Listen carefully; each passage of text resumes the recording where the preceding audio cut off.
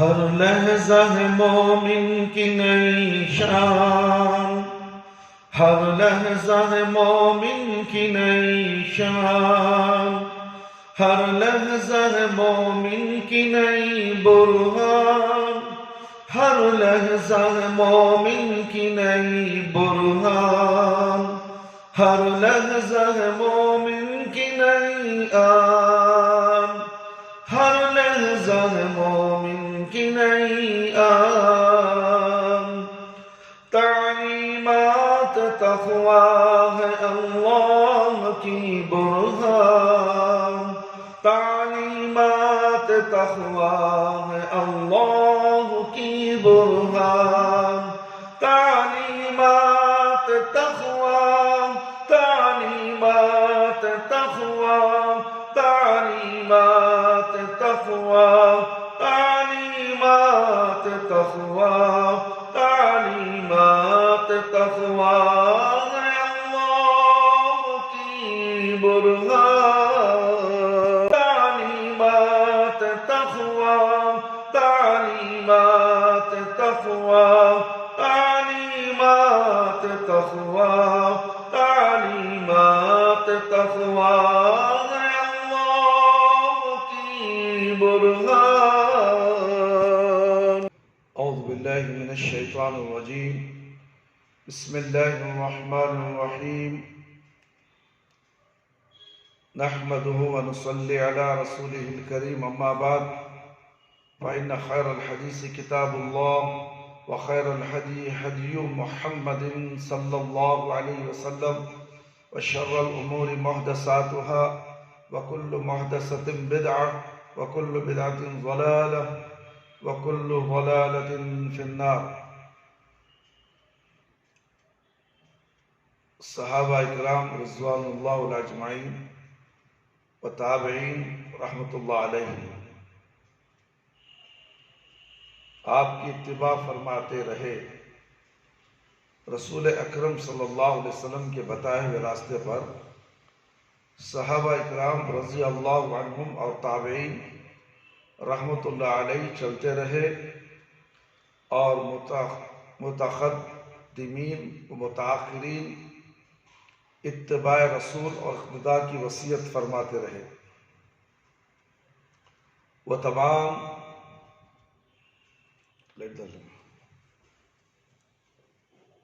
تمام عمر رسول اکرم صلی اللہ علیہ وسلم کی پیروی کرتے رہے، اور آپ کے نقش قدروں پر رواں دواں رہے۔ اللہ رب العالمین فرماتے ہیں، قُلْ هَٰذِهِ سَبِيلِي اُدْعُو إِلَى اللَّهِ عَلَىٰ بَصِيرَةٍ أَنَا وَمَنِ اتَّبَعَنِي، سورہ یوسف آیت نمبر 108۔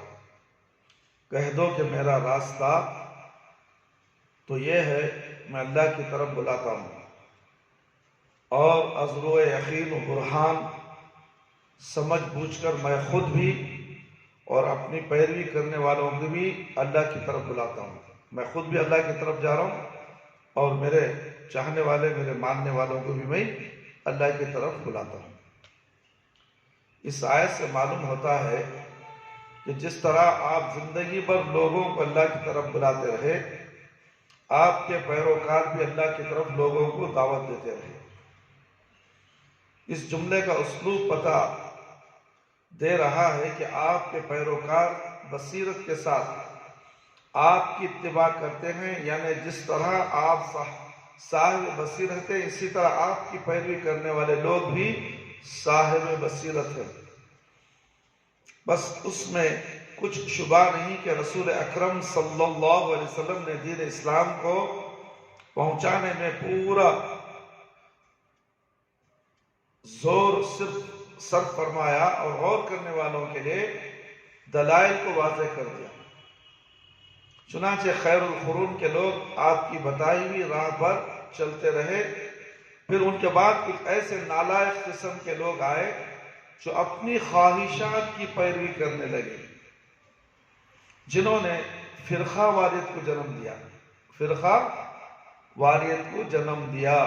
وہاں سے شروع ہوا، تابعین، تبع تابعین، خلفائے راشدین کے بعد کچھ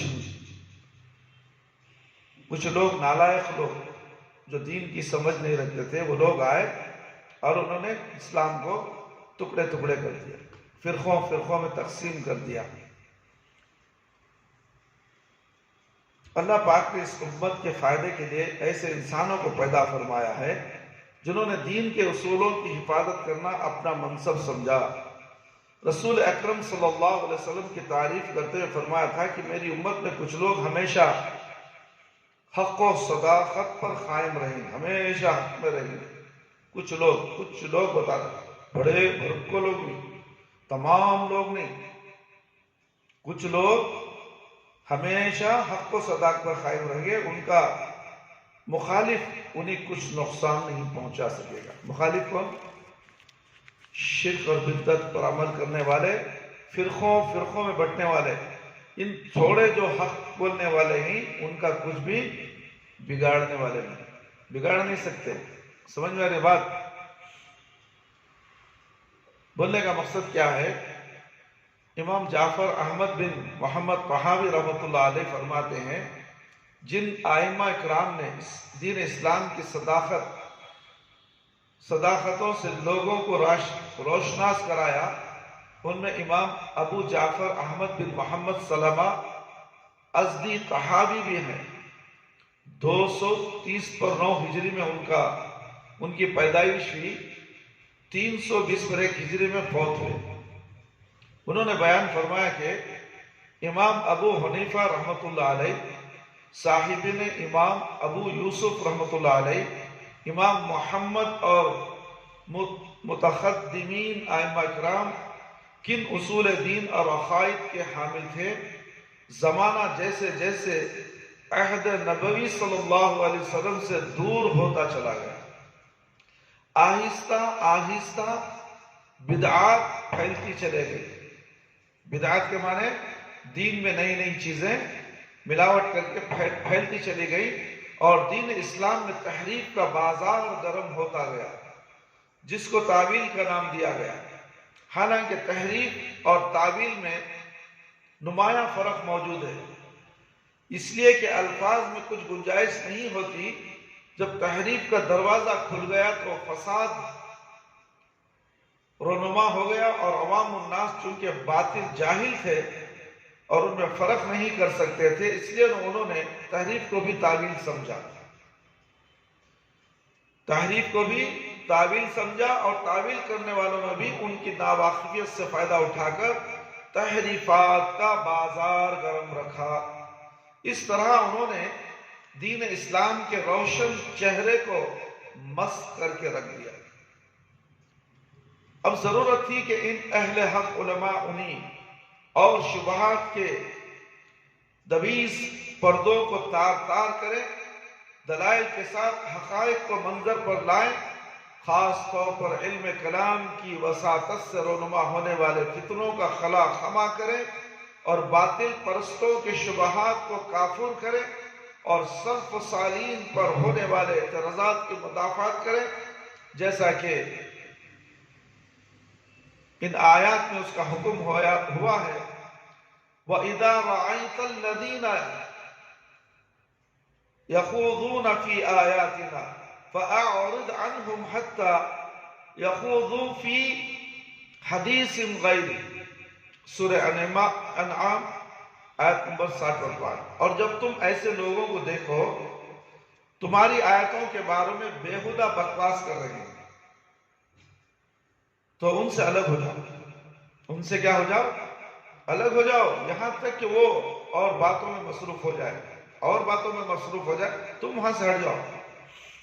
تحریف کا نتیجہ آخر کہیں فسق، کہیں معصیت، کہیں خطا ہوتا ہے۔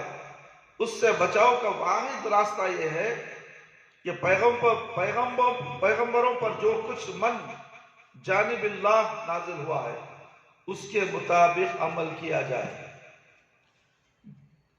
بلکہ صرف آخر الزمان محمد صلی اللہ علیہ وسلم کی اتباع کی جائے، اس لیے کہ آپ پر نازل کردہ کتاب پہلی منزل من اللہ کتابوں کی محافظت کرتی ہے، اس میں تحریف کی نشاندہی کرتی ہے، نیز آپ پر نازل کردہ کتاب کے احکام پر عمل کرنے کا حکم تمام جن اور انس کے لیے تا قیامت باقی ہے۔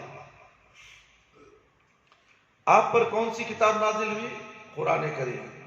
قرآن کریم انسان اور جنوں کے لیے تا قیامت تک اس کا حکم نازل ہے، اس کے حکم پر عمل کرنا ضروری ہے، نیز اس کی وجہ سے بندوں کے لیے کوئی عذر باقی نہیں۔ اس میں ہر مسئلے کی وضاحت ہے اور آپ کی وساطت سے امت محمدیہ کے لیے دین کے خیر اور شر کے پہلو کو مکمل بیان کر دیا گیا۔ رسول اکرم صلی اللہ علیہ وسلم کی اطاعت کو اللہ کی اطاعت اور آپ صلی اللہ علیہ وسلم کی نافرمانی کو اللہ کی نافرمانی قرار دیا ہے۔ نیز اللہ تعالیٰ نے اپنی ذات کی قسم اٹھا کر اعلان کیا کہ یہ لوگ جب تک اپنی اختلافی امور میں آپ کو حکم نہیں مانتے اس وقت تک مومن نہیں ہو سکتے۔ سمجھ میں آ رہا ہے؟ کچھ بھی دین کے اندر اختلافات آ جائے تو حکم کس کا؟ اللہ کا اور اللہ کے نبی صلی اللہ علیہ وسلم کی شریعت کا۔ تب جب تک نہیں مانتے مسلمان نہیں ہو سکتے، جو نافرمان رہیں گے مومن نہیں ہو سکتے۔ نیز بتایا کہ منافقین چاہتے ہیں کہ وہ آپ کے غیر کو اپنا حکم بنائیں۔ منافقین چاہتے کیا ہیں؟ اللہ کے نبی کے علاوہ کوئی اور غیر نبی اس کا حکم چلے۔ سمجھ میں آئے؟ اور ان کا اندازہ یہ ہے کہ جب انہیں اللہ اور اس کے رسول صلی اللہ علیہ وسلم کی طرف بلایا جاتا ہے، یعنی کتاب اللہ اور سنت رسول کی طرف دعوت دی جاتی ہے، تو اس سے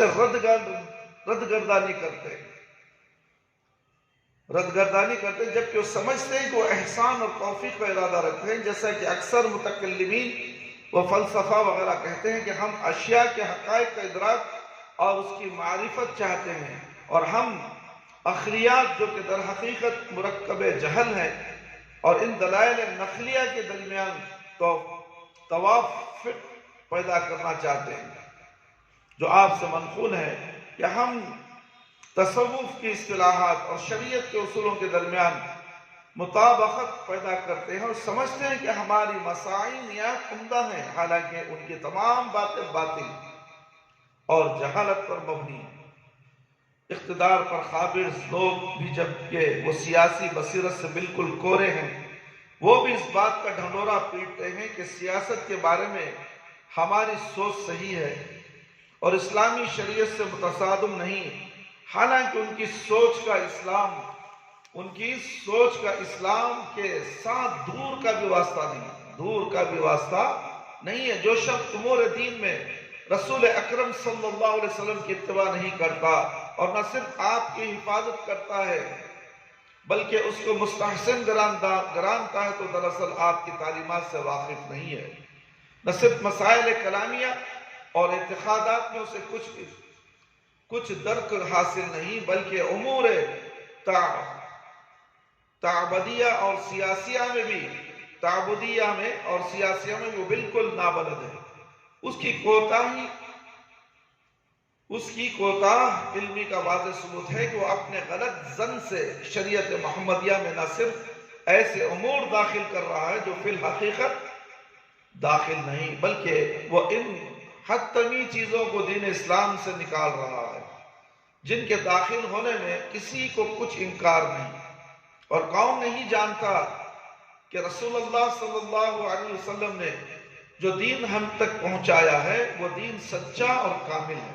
مکمل دین پہنچا دیا اللہ کے نبی صلی اللہ علیہ وسلم نے، اس میں تمام مسائل کا حل موجود ہے، لیکن صراط مستقیم سے بھٹکے ہوئے انسانوں کے معاندانہ طرز عمل اور ان کے منافقانہ رویے کا نتیجہ یہ نکلا کہ منافقت کا بازار گرم ہو گیا، افراط و تفریق کے رجحانات سے شریعت اسلامیہ کے روشن چہرے کو بدنما بنا دیا گیا، گمراہی اور جہالت کے سیل روانے علوم اسلامیہ کے شجرہ طیبہ کو بیخ و بن سے اکھاڑ پھینکا ہے۔ ان کے علمی اور رغم صحابہ اکرام، تابعین و عظام آئمہ دین نے رسول اللہ صلی اللہ علیہ وسلم کی لائی ہوئی شریعت کو سمجھا، اس پر اپنی توجہات کو مرکوز کیا، فکر و نظر کے دریچوں کو واضح کیا اور اپنے مسائی کو اس کی اشاعت کے لیے وقف کر دیا۔ برملا اعلان کیا کہ اسلامی شریعت واجب العمل ہے، اس کے ظاہری باطنی امور کو زیر بحث لایا جائے اور عقائد ہوں یا اعمال سبھی کو سمجھنا چاہیے، اور اگر کچھ لوگ بعض امور کی معرفت سے عاجز ہوں تو ہم انہیں معذور سمجھیں گے، لیکن اگر ان سے علم اعلم لوگ انہیں حقائق سے روشناس کرا دے تو وہ بخوشی اسے قبول کریں اور اس عقیدہ کو پختہ کریں کہ تمام شریعت پر ایمان لانا ضروری ہے۔ بعض کو قابل عمل سمجھنا، بعض کو قابل عمل نہ سمجھنا استہزاء کے متعارف ہے۔ اسی طرح کسی خارجی رائے کو داخل کرنا یا اعتقاداً عملاً غیر اللہ کی اتباع کرنا اسلام کی روح کے منافی ہے۔ ارشاد باری تعالیٰ ہے وَلَا تَلْبِسُوا الْحَقَّ بِالْبَاطِلِ وَتَكْتُمُوا الْحَقَّ وَأَنْتُمْ تَعْلَمُونَ، سورۃ البقرہ آیت نمبر 40/2۔ اور حق کو باطل کے ساتھ نہ ملاؤ اور سچی بات کو جان بوجھ کر نہ چھپاؤ۔ جو حق بات ہے اسے جان بوجھ کر مت چھپاؤ۔ یہ اللہ رب العالمین فرما رہے قرآن کے اندر۔ میرے بھائی میرے دوست، امام یوسف رحمۃ اللہ علیہ نے بشر مرسی سے کہا علم کلام جہالت کا کرشمہ ہے اور علم کلام سے ناواقف ہونا عین علم ہے، اور جو شخص اس علم کی باریکیوں سے واقف ہوتا ہے وہ زندیق ہے۔ خیال رہے علم کلام سے ناواقف رہنے کا مطلب یہ ہے کہ وہ اس کے صحیح ہونے کا اعتقاد نہ رکھے۔ ظاہر ہے کہ علم بھی بہرحال منفعت بخش ہے، اس لیے کہ اس علم سے انسان کی عقل کا تحفظ ہوتا ہے اور اسے جلا حاصل ہوتی ہے۔ نیز کہتے ہیں کہ جس نے علم کلام پڑھا وہ زندیق بن گیا، اور جس نے مال کے حصول کے لیے کیمیا گیری کا پیشہ اختیار کیا تو مفلس بن گیا، اور جس نے غریب حدیثوں کو تلاش کیا وہ کاذب ٹھہرا۔ امام شافعی رحمۃ اللہ علیہ کا قول ہے اہل کلام کے بارے میں میرا فیصلہ ہے کہ انہیں جوتے مارے جائیں اور ان پر ڈنڈے برسائے جائیں، انہیں بازاروں میں گھمایا جائے اور کہا جائے کہ یہ اس شخص کو سزا دی جا رہی ہے جس نے کتاب و سنت کو چھوڑا اور علم کلام کی جانب متوجہ ہوا۔ نیز امام شافعی رحمۃ اللہ علیہ فرماتے ہیں قرآن و حدیث اور فقہ و سنت کے علاوہ تمام علوم کھیل ہیں۔ علم تو وہ ہے جس میں حدثنا ہے، اس کے علاوہ جو ہے شیطان کے توہمات کا مجموعہ ہے۔ میرے بھائی میرے دوست، فتاوی ظہیریہ میں علماء کا فتویٰ مذکور ہے اگر کوئی شخص اپنے شہر کے علماء کے بارے میں وصیت کرے تو اس میں متکلمین داخل نہیں ہوں گے۔ اسی طرح اگر کوئی انسان وصیت کرتا ہے کہ اس کی وہ کتابیں وقف ہیں جن میں علم موجود ہے تو علماء کا فتویٰ یہ ہے کہ ان کتابوں میں جو کتابیں علم کلام پر مشتمل ہیں وہ وقف نہیں ہوں گے، ان کو فروغ کرنا جائز ہے۔ علماء کے ان فتووں سے معلوم ہوا کہ علم کلام دینی علم نہیں ہے، بس اصول دین معلوم کرنے اور ان کی طرف رسائی حاصل کرنے کے لیے ضروری ہے کہ ان علوم کی اتباع کی جائے جن کو رسول اللہ صلی اللہ علیہ وسلم نے پیش فرمایا ہے۔ ایک شاعر نے کیا خوب کہا ہے، اے وہ شخص جو علم کی تلاش میں صبح نکلنے والا ہے، علم کی تلاش میں صبح نکلنے والا ہے، تو یہ معلوم ہونا چاہیے کہ تمام علوم رسول اللہ صلی اللہ علیہ وسلم کے دیے ہوئے علم کے ماتحت۔ تیرا حال یہ ہے کہ تو اصل علم کی صحیح کے لیے فرعی علم کو طلب کرتا ہے، کیسے اصل سے تو غافل ہے۔ اللہ اکبر۔ میرے بھائی میرے دوست، ہمارے نبی صلی اللہ علیہ وسلم کو تمام علوم دے کر بھیجا گیا ہے۔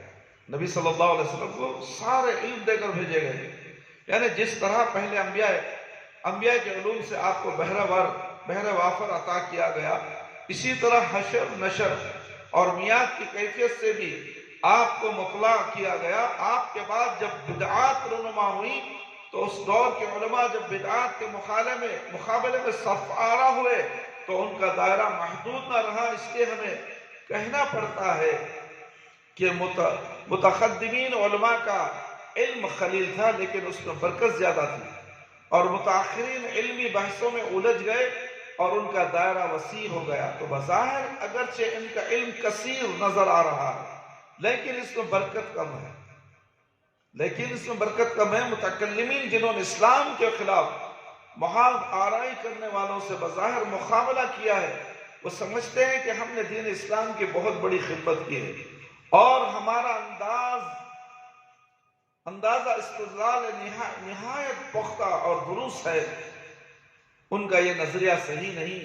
حقیقت یہ ہے کہ یہ لوگ گمراہ ہیں اور اپنی جہالت سے سمجھتے ہیں کہ ہمارے مقابلے میں دیگر علماء کی خدمت کچھ واقع نہیں ہے۔ ان کے مطابق ہی بعض متاخرین علماء نے جو کسی مکتب فکر کی جانب سے اپنی نسبت رکھتے ہیں، وہ بھی فخری انداز میں کہتے ہیں کہ ہم نے مسائل کا استنباط کیا ہے اور اس کے قواعد منضبط کیے ہیں، لیکن دیگر علماء فقہی استنباطات سے گریز کرتے رہے، لہذا وہ علم سے محروم رہ گئے۔ حقیقت یہ ہے کہ تمام لوگ سلف صالحین کی علمی مقام سے ناواقف ہیں، ان میں تکلف نہ تھا، جبکہ وہ علم کی گہرائیوں میں منفرد حیثیت کے حاصل تھے، ان کی بصیرت میں جلا تھی، لیکن متاثرین ان سے کہیں کم درجے پر فائز تھے۔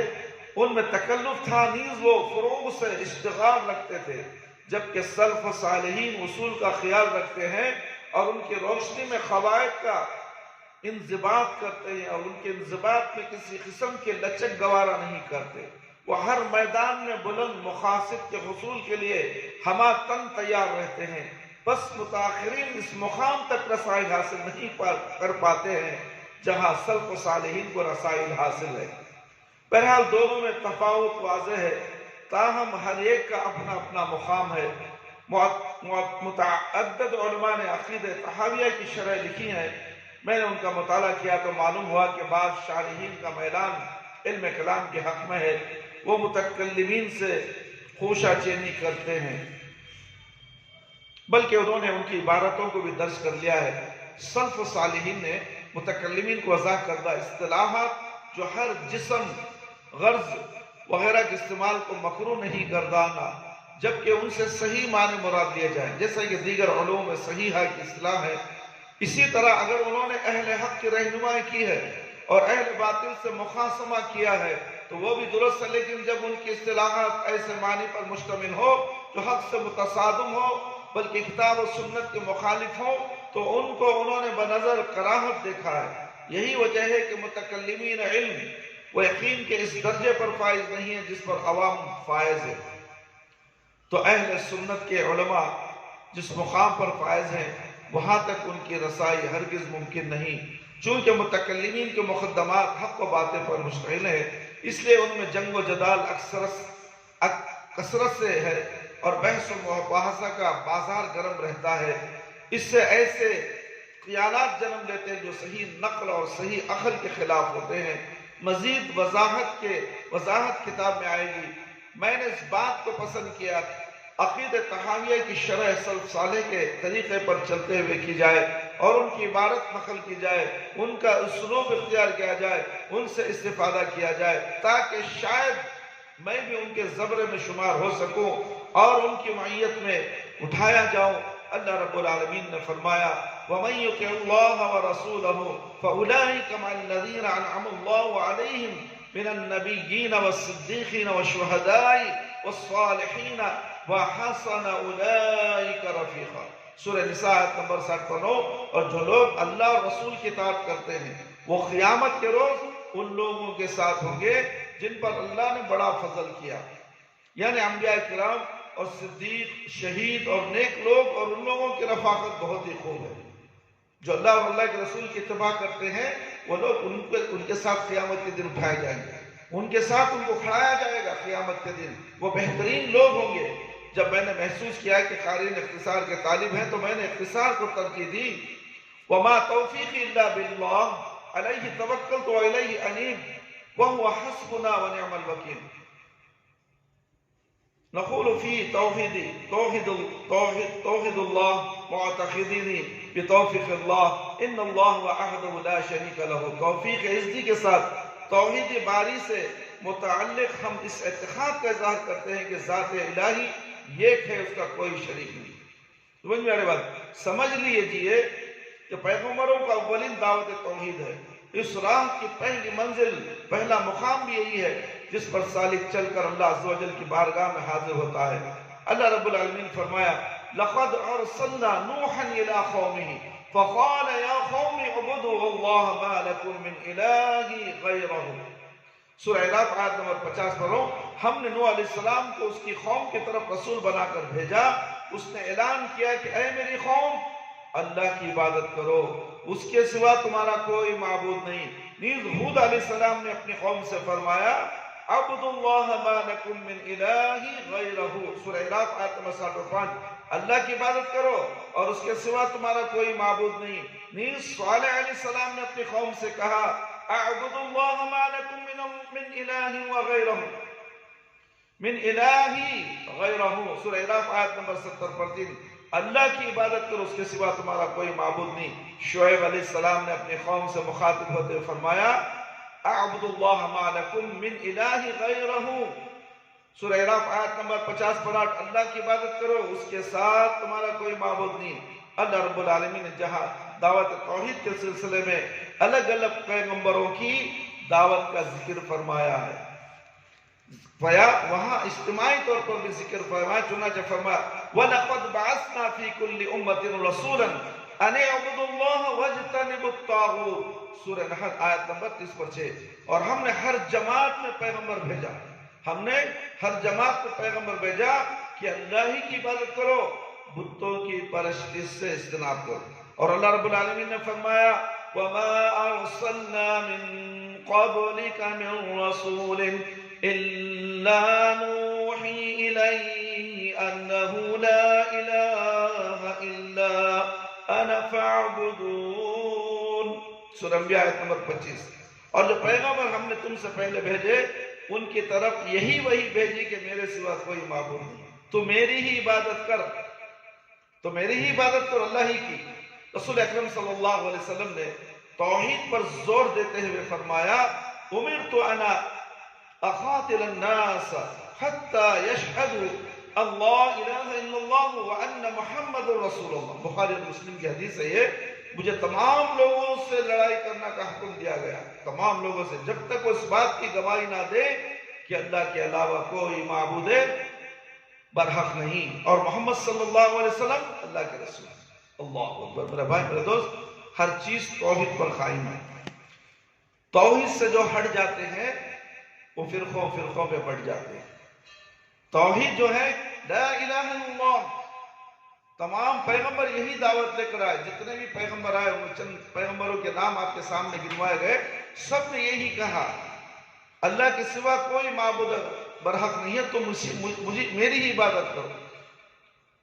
یعنی پیغمبروں کے زمانے سے چلا آ رہا ہے، آدم علیہ السلام سے لے کر نوح علیہ السلام تک، پھر آخر الزمان پیارے نبی محمد صلی اللہ علیہ وسلم تک یہی دعوت دی گئی ہے، اور بیچ میں بدعتیں پھیلتی چلی گئی، بدعتیں نافذ ہونی چاہیے، دین کے اندر بگاڑ ہونے لگے اور دین ٹکڑے ٹکڑے میں بٹ چکا ہے۔ اس لیے ہم کو کیا چاہیے اب اس وقت دیکھنا کیا ہے، اللہ نے کیا کہا، اللہ کے نبی صلی اللہ علیہ وسلم نے کیا کہا، وہ سن کر اس پر عمل کرنا چاہیے۔